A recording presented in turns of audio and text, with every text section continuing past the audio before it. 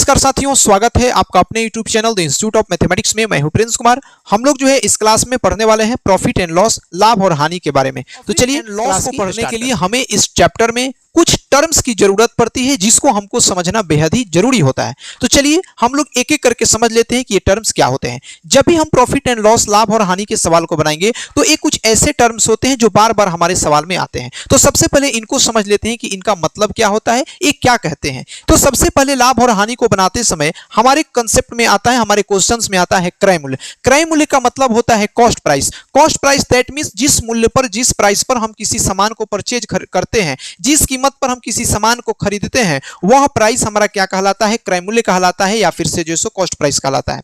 जैसे कोई सामान हम गए, कोई सामान हमने मानकर चलते हैं कि कोई बाइक हमने खरीद लिया, किसी बाइक को हमने 50,000 रुपये में खरीद लिया, तो उस बाइक का कॉस्ट प्राइस कितना हो जाएगा, 50,000 हो जाएगा। लेकिन ऐसा नहीं है। कॉस्ट प्राइस का मतलब केवल खरीदने मूल्य से नहीं है, बल्कि इस मूल्य से है कि उस वस्तु को, उस ऑब्जेक्ट को अंतिम रूप तक, लास्ट रूप तक जो है सो उसको बेचने लायक तक बनाने या उसका उपयोग करने लायक बनाने तक जितना उस पर खर्चा किया जाता है, सभी का सभी बेसिकली क्रय मूल्य पर ही कैलकुलेट होता है। जैसे कि हमने बाइक 50,000 में खरीद लिया, लेकिन उस बाइक को बनवाने में, उसके रिपेयरिंग में अगर हम 6,000 रुपये का खर्च करते हैं, तो अब उस बाइक का जो क्रय मूल्य हो जाएगा 56,000 रुपया हो जाएगा। ठीक है। उसी तरीके से मान लेते हैं कि हमने कोई चीज खरीदा, मानकर चलते हैं कि हमने कोई फ्रिज खरीदा है मार्केट से, फ्रिज खरीदा मार्केट से 20,000 रुपये का, तो 20,000 मार्केट से हमने फ्रिज खरीदा, फिर उस फ्रिज को ला करके हम अपने घर में लाते हैं तो ट्रांसपोर्टेशन चार्ज लगता है, जो इसको बोलते हैं यातायात पर जो खर्चा करते हैं। ठीक है। तो भाड़ा जो उस पर लगाते हैं, तो अगर मानकर चलते हैं कि 1,000 रुपये हमको भाड़ा लग गया, तो अब उस फ्रिज का क्रय मूल्य हो जाएगा 20,000 और प्लस जो ट्रांसपोर्टेशन का चार्ज लगा है 21,000।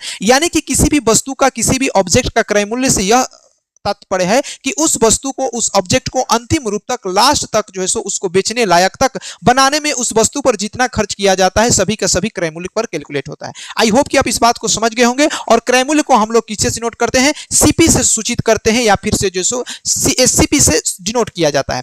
अब इसके बाद 2 नंबर पर आता है विक्रय मूल्य, या इसको अंग्रेजी में हम लोग बोलते हैं सेलिंग प्राइस। यह विक्रय मूल्य क्या होता है कि जिस प्राइस पर, जिस कीमत पर हम वस्तु को बेचते हैं, यानी कि जिस कीमत पर, जिस मूल्य पर हम वस्तु को सेल करते हैं, वह प्राइस हमारा क्या कहलाता है, सेलिंग प्राइस कहलाता है, या फिर से जो है विक्रय मूल्य कहलाता है। विक्रय मूल्य को हमेशा जो है हम लोग किसी से डिनोट करते हैं, एसपी से डिनोट करते हैं। यह जो है क्या कहलाता है, विक्रय मूल्य कहलाता है। तो क्रय मूल्य का मतलब खरीदने वाला मूल्य और विक्रय मूल्य का मतलब बेचने वाला मूल्य। अब एक बात बताइए, जब हम किसी वस्तु का खरीद विक्रय करते हैं, यानी कि खरीदते हैं और बेचते हैं, इस स्थिति में, इस कंडीशन में हमको या तो प्रॉफिट होता है या फिर से लॉस होता है। जब हम कोई भी व्यवसाय करते हैं, कोई भी बिजनेस करते हैं, कोई भी कारोबार करते हैं, तो सामान का खरीद बिक्री करते हैं, तो खरीद बिक्री करने के दौरान या तो हमको प्रॉफिट होता है, या तो लॉस होता है, या तो नो प्रॉफिट नो लॉस में हम लोग काम करते हैं। तो इसको हम लोग समझ लेते हैं कि हमको प्रॉफिट कब होगा, कब हमको नुकसान होगा, या कब हमको नो प्रॉफिट नो लॉस होगा। इन 3 चीजों को हम लोगों को समझना है। तो लाभ की कंडीशन क्या होता है, प्रॉफिट हमको कब होता है, अगर किसी स्थिति में अगर हमारा क्या रहता है कि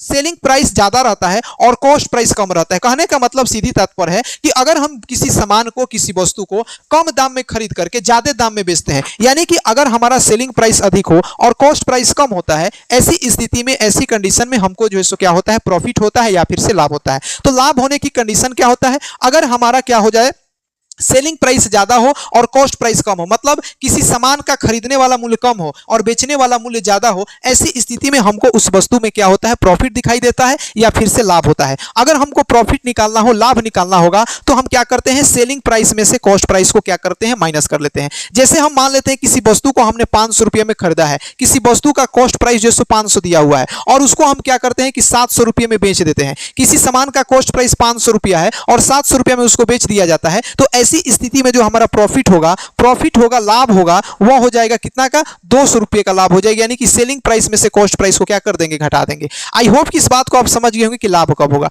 तीसरा कंडीशन होता है हानि का, लॉस का। तो लॉस का कंडीशन कब होता है कि अगर किसी स्थिति में अगर कॉस्ट प्राइस ज्यादा हो और सेलिंग प्राइस कम हो, यानी किसी सामान को ज्यादा कीमत में खरीदा जाए और कम दाम में बेचा जाए, तब ऐसी स्थिति में हमको नुकसान होता है या फिर से लॉस होता है। तो लॉस होने की कंडीशन होती है कि अगर किसी वस्तु का कॉस्ट प्राइस ज्यादा हो और सेलिंग प्राइस कम हो, ऐसी स्थिति में हमको जो है सो क्या होता है, लॉस होता है या फिर से नुकसान होता है। अगर हमको नुकसान निकालना होगा तो कॉस्ट प्राइस में से सेलिंग प्राइस को क्या कर लेते हैं, घटा लेते हैं। सीपी में से एसपी को घटाएंगे तो क्या निकल जाएगा, लॉस निकल जाएगा, या फिर से जो है सो हानि निकल जाएगा। इसके बाद से एक चीज और ध्यान देना है, क्या ध्यान देना है, एक और और मूल्य होते हैं जिसको बोलते हैं अंकित मूल्य, या इसको मार्क प्राइस बोला जाता है, या इसी को लिस्ट प्राइस बोलते हैं, सूची मूल्य बोलते हैं। सूची मूल्य क्या होता है कि अगर जैसे आप लोग कहीं मार्केट जाते होंगे तो किसी सामान पर उस पर एक टैग प्राइस रहता है, उस पर एमआरपी लिखा रहता है कि ये वस्तु 500 का है, यह वस्तु 700 का है, यह वस्तु 300 का है, लेकिन वह सामान जो होता है उतने में नहीं मिलता। कहने का मतलब कि एक वैसा प्राइस जो किसी वस्तु पर मार्क किया रहता है, एक वैसा मूल्य जो किसी वस्तु पर लिखा जाता है, वह मूल्य जो है अंकित मूल्य कहलाता है। लेकिन वह मूल्य जो ऊपर अंकित रहता है उतने में दुकानदार हमको सामान नहीं देता है, कुछ ना कुछ डिस्काउंट करके देता है, कुछ ना कुछ कम करके देता है। तो जितना कम करके देता है वही उसका छूट कहलाता है, या बट्टा कहलाता है, या अंग्रेजी में उसको डिस्काउंट बोलते हैं। तो एक 3-4 चीजों को ध्यान रखना है। सबसे पहले हमने पढ़ा, सबसे पहले प्रॉफिट एंड लॉस में हमको क्रय मूल्य आएगा। क्रय मूल्य का मतलब होता है कि अगर किसी वस्तु को उपयोग करने लायक या बेचने लायक तक बनाने में उस पर जितना खर्च होता है सभी का सभी क्रय मूल्य पर गणना होता है। विक्रय मूल्य का मतलब होता है कि जिस प्राइस पर, जिस मूल्य पर, जिस कीमत पर हम वस्तु को बेचते हैं वह मूल्य कहलाता है विक्रय मूल्य। तीसरी कंडीशन आती है कि जब हम खरीद बिक्री करते हैं तो लाभ कब होता है? अगर सेलिंग प्राइस ज्यादा हो, कॉस्ट प्राइस कम हो, तो ऐसी स्थिति में हमको लाभ होता है। चौथा कंडीशन याद रखना है क्या कि हानि प्रतिशत कब होता है? हानि कब होता है? हानि का मतलब कि अगर कॉस्ट प्राइस ज्यादा हो और सेलिंग प्राइस कम हो, तो ऐसी स्थिति में हमको क्या होता है? अगर हमको कॉस्ट प्राइस ज्यादा हो और सेलिंग प्राइस कम हो, सीपी में से एसपी को घटा देंगे तो क्या निकल जाता है? नुकसान निकल जाता है। अंकित मूल्य क्या होता है कि एक वैसा प्राइस जो किसी वस्तु पर लिखा रहता है, टैग रहता है, उसको हम लोग अंकित मूल्य कहते हैं, या सूची मूल्य कहते हैं, या लिस्ट प्राइस बोलते हैं। और अंकित मूल्य से जितना कम दाम में बेचा जाता है उसको हम लोग बोलते हैं छूट बोलते हैं, या बट्टा बोलते हैं, या अंग्रेजी में उसको डिस्काउंट बोला जाता है। अगर डिस्काउंट निकालना होता है तो हम क्या करते हैं? एमपी में से एसपी को घटा लेते हैं, मतलब कि मार्क प्राइस में से सेलिंग प्राइस को क्या कर लिया जाता है? घटा लिया जाता है। आई होप कि आप इस बात को समझ गए होंगे। अब इस टॉपिक से रिलेटेड और भी कुछ टर्म्स होते हैं।